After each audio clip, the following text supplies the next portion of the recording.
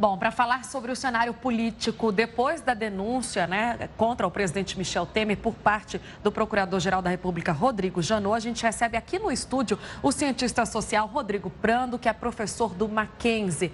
Bom dia para você, Rodrigo. Mais uma vez, seja bem-vindo. Obrigado. Eu já começo pedindo uma avaliação desse pronunciamento, fazendo a seguinte pergunta, O que você avalia dessa postura do presidente Temer de toda vez que sai uma denúncia, alguma coisa, informação que incomoda muito a ele vem a público, faz um pronunciamento oficial e dá as explicações que ele acha, às vezes até foge do script, do que está combinado, como a gente viu ontem com os assessores, Alguns assessores até reclamaram nos bastidores que ele falou um pouquinho demais. Isso não fragiliza a imagem do governo ainda mais? Eu até brinquei um pouquinho ontem nas minhas redes sociais, dizendo que o presidente parece também estar sofrendo de marquetismo crônico, Porque a gente achou que depois do Lula e de Dilma, que tinham cada passo do dia a dia da República pensado pelo marqueteiro, ele também parece que nesse discurso, para além do político que ele é e do professor de direito constitucional, havia ali certamente burilado um discurso pelo marketing, pelo seu assessor de marketing político.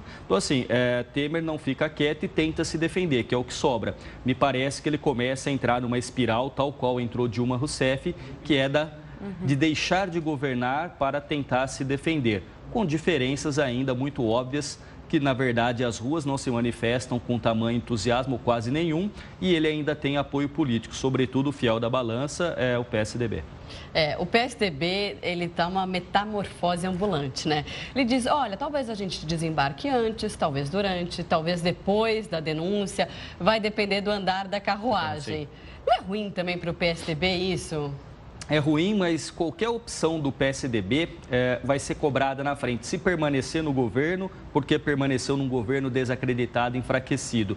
Se sair do governo e o governo, por exemplo, consegue engatar novamente as reformas e manter um certo crescimento com vagas de emprego e certa estabilidade política, pode ser considerado também alguém que abandonou o barco por covardia. No fundo, não é uma situação confortável. E tudo que nós temos no Brasil hoje mira 2018. E esse 2018 é o que está dando a tônica do PSDB no momento. Agora, professor, uma questão que chamou muita atenção foi o tom mais duro que Michel Temer teve ontem, chamou muita atenção, inclusive, dos aliados dele, que não esperavam. Ele chegou a insinuar que o Rodrigo Janot, procurador-geral da República, poderia ter se beneficiado, de certa forma, financeiramente da JBS, sem citar nomes, de uma forma ali zelada, mas assim, falou, Ele deu a entender isso e criticou muito o fatiamento, das denúncias. Ele disse, inclusive, que isso seria um ato político. Bom, toda essa questão do Temer, eu acho que o discurso dele tem uma primeira característica. Ele continua batendo em algo que ficou aos olhos da população muito ruim, que foi o acordo fechado da Procuradoria-Geral da República com o Joesley, que na verdade não houve pena nenhuma, liberdade. Então, assim, desde o momento do vazamento daqueles áudios, quando eu estive aqui da primeira vez discutindo essa crise, a sensação, a maioria da população é que saiu muito barato para o Joesley este conjunto de ilícitos que ele narra, o presidente, que ele cometeu. Então, o Temer, no seu discurso, de novo, bate muito nisso. E aí ele usa o quê? Ele usa, de certa maneira, uma lógica que está dentro da palavra ilação. Ele diz o seguinte: se um assessor e alguém próximo a mim, que no caso é o Loures, aparece andando com uma mala de dinheiro e correndo, logo se faz a ilação de que a culpa é minha. E ele disse, eu não poderia fazer a mesma coisa sem provas de uma ilação de alguém que é muito próximo do Procurador-Geral da República, sai da Procuradoria, vai trabalhar num escritório de advocacia. Escritório este que confeccionou o acordo de delação mega premiada e que ele teria ganho em meses milhões que levaria décadas para provar. Então, eu não posso fazer essa ilação. Claro que já fazendo. Sim, foi uma forma de alfinetar, De bater também, porque ele sente que há uma fragilidade jurídica nessa peça apresentada, são 60 páginas, que há uma fragilidade na leitura dele e de seus aliados, e o que resta? Resta, então, desacreditar e levar essa denúncia para o campo político, onde ele tem a centralidade, porque ele é o presidente da República. Agora, teve um ponto que até saíram aí alguns blogs e tudo, o pessoal comentando que os assessores mais próximos dele não gostaram dele ter ter improvisado um trecho desse discurso e citado o Eduardo Cunha. Voltou mais uma vez naquela história, naquela conversa, de que quando ele fala mantenha isso na conversa com Joesley Batista, ele não se refere à propina, mas à relação de boa amizade com Eduardo Cunha. Os assessores avaliam que ele não precisava ter rememorado isso, né? Voltado nesse assunto que já estava assim lá atrás, né? Já havia sido explicado. Se não superado, provavelmente já mais bem explicado. No fundo é verdade, né? Eu acho que na posição pública de vir a nação e se pronunciar, e como vocês bem colocaram, a cada episódio ele tem tentado falar, ele não ficou quieto. O que politicamente é importante, trazer a sua versão, porque senão só fica a versão de quem denuncia ou da própria ala que é contrária à permanência dele na presidência da República. Mas, sem dúvida nenhuma, talvez, seguindo o script, que deve ter sido, como eu disse, bem burilado pelo marqueteiro, sobrasse menos críticas, inclusive dos próprios aliados ao governo Temer. Mas é que é muito difícil, que na hora do pronunciamento ali, muitas vezes as paixões afloram muito mais que a racionalidade, não é? Até porque ele xingou, né, assim, o Joesley Batista, né,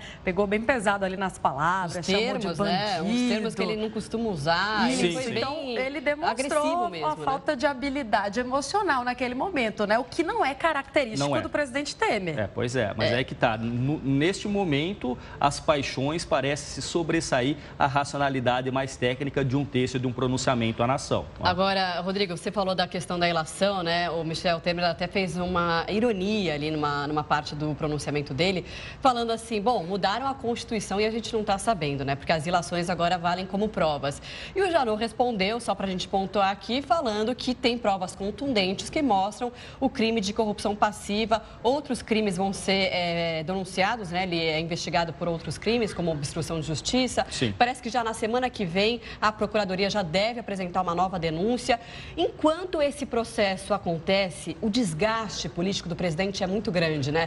Será que ele vai conseguir tocar? Porque eu acho que duas coisas essenciais seguram ele no poder. Eu acho que a questão da economia, que melhorou pouco, mas melhorou, e ele está conseguindo, pelo menos estava conseguindo tocar as reformas, e a questão do PSDB, que é um dos principais partidos hoje em dia, apoiar o presidente Michel Temer. Então, ele tem uma base grande de apoio no Congresso, né? Eu diria, o mesmo raciocínio que eu usava no momento anterior ao Temer, que era o governo Dilma. Havia 3 dimensões de Dilma que a levaria ao impeachment, ao impedimento. A primeira dimensão seriam que as vozes e as manifestações de rua, que foram maciças contra a Dilma. Isso o Temer não tem. As questões jurídicas, por conta do crime de pedalada fiscal, um crime de responsabilidade. Isso se caracterizou com Dilma. E a terceira seria o apoio político. Isso Temer tem e Dilma não teve em momento algum de segundo mandato. Então, ainda se segura. Se a economia não melhorou como se esperava, ao menos na percepção da maioria da população, ela não piorou. O que já, nesses anos de crise, com mais de 14 milhões de desempregados, acaba sendo, ainda que mínimo, um alento às pessoas que dependem dos seus empregos e dependem de uma renda mínima para sobreviver com dignidade. Então, assim, nesse momento, as vozes das ruas não estão inflamadas como estavam com Dilma. A classe política não tem a ojeriza Temer como tinha a Dilma, sobretudo por essa característica do Temer de negociar e dialogar que Dilma não tinha. Então, nesse momento, o contexto ainda é de compasso de espera. E aí, a política está sendo pensada não agora, porque parece que as pessoas interiorizaram que no limite não sai muito dali. Porque outro elemento é o seguinte, havia um vice de Dilma, que era o Temer. Não há um vice de Temer. Portanto, não há um consenso no cenário político nacional de quem seria o substituto. Numa votação de uma eleição indireta, um candidato fortíssimo é o próprio presidente da Câmara, Rodrigo Maia. Porque lá são 513 votos. A votação é Câmara e Senado juntos e não dividido. Nesse sentido, a maioria dos votos seriam de deputados, portanto, daqueles que estariam ali sob o comando, neste momento, de Rodrigo Maia. Ou seja, a ausência de um nome de consenso, uma construção para o futuro também deixa Michel Temer até o momento enfraquecido, mas na presidência da República. Obrigada, Rodrigo, pela sua participação, pelas suas explicações muito pertinentes. Obrigado. A gente conversou agora com o Rodrigo Prando, ele que é cientista social, professor do Mackenzie. A gente volta a se falar aí na próxima semana, nos próximos dias, quem sabe. Vamos esperar as cenas dos próximos capítulos. Prazer, Tainá e Marcela.